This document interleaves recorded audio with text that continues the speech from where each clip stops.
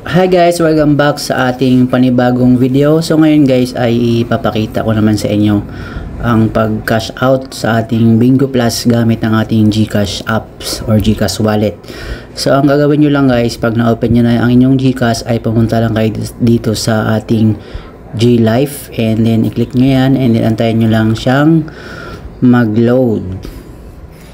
And then after nyo guys ay pupunta tayo dito sa ating scroll down nyo lang at makikita nyo dyan yung games. Ayan, i-click nyo yung games and then mapupunta kayo dyan.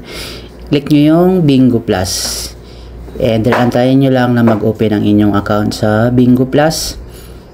So wait lang natin na mag-load yung screen and then kung makikita nyo dyan mag-a-appear ang ating balance na meron tayong balance dyan na 200 plus. So ang minimum na i-withdraw dito guys sa Bingo Plus sa GCash ay 200 pesos ang pinaka minimum. So ngayon itatry natin siyang i-withdraw. I-click nyo lang yung withdraw and then i-click nyo lang yung amount na i-withdraw nyo and then i-click yung confirm.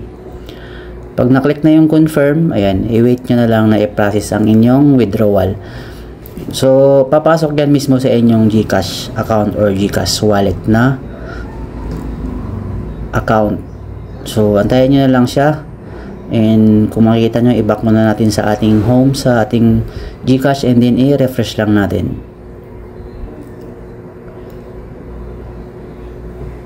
Ayan guys, kung makikita nyo na pumasok na agad yung 200 na winidraw natin from Bingo Plus. So ganun lang kabilis guys. So hindi siya nadi-delay, pumasok agad yung pera na winidraw natin. So, yun lang guys. Thank you for watching.